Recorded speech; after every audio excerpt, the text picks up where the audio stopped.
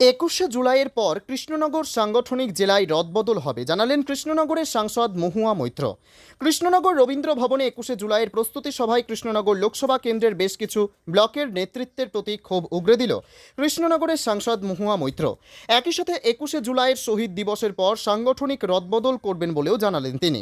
আজ কৃষ্ণনগর রবীন্দ্র ভবনে 21শে জুলাইয়ের প্রস্তুতি সভায় তৃণমূলের সাংগঠনিক পর্যালোচনা হয় লোকসভা নির্বাচনের ফলাফল নিয়ে।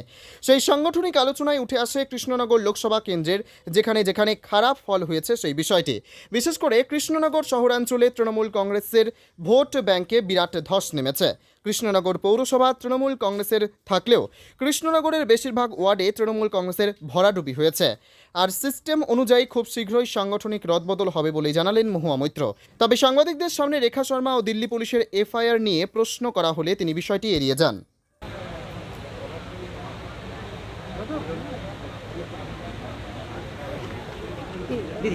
আমি কিন্তু জাস্ট আগে থেকে যাদের বলছি তারাই জিজ্ঞেস তারাই বলবে কে কে বলবে।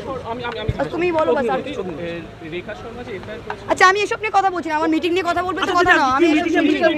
আমি মিটিং এর বাইরে একটা কথা বলবো। মিটিং আজকে আমাদের যেটা মিটিং ছিল এটা আমাদের 21শে জুলাই প্রত্যেক বছর আমাদের প্রস্তুতি মিটিং হয়। তা ভোটের পর আজকে এটা প্রস্তুতি মিটিং হলো, সমস্ত এমএলএ, ব্লক সভাপতি, প্রধান, জেলা পরিষদ সব সদস্যদের নিয়ে আমাদের 21শে প্রস্তুতি। সবসময় রোদে হয়, সবসময় তো সাংগঠনিক আমাদের একটা ধারাবাহিক একটা চলে। প্রত্যেকটা ভোটের পর রেজাল্টের উপর ডিপেন্ড করে। আমরা সেটা অ্যানালিসিস করি, সেটার বিশ্লেষণ করি, সেটার ভিত্তিতে যদি আমরা চেঞ্জ না করি তাহলে দল তো একটা মানে অনড় একজন দল তো একটা জীবিত বস্তু, দলকে তো কন্টিনিউয়াস চেঞ্জের মধ্যে থাকতে হয়। তো নিশ্চয়ই বিশ্লেষণের পর যা আমাদের যেখানে যা করার সেটা আমরা করব।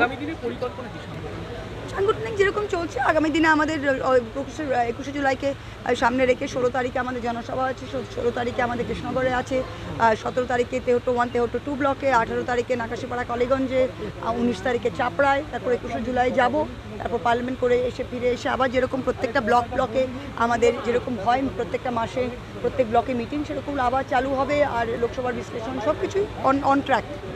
Thank you.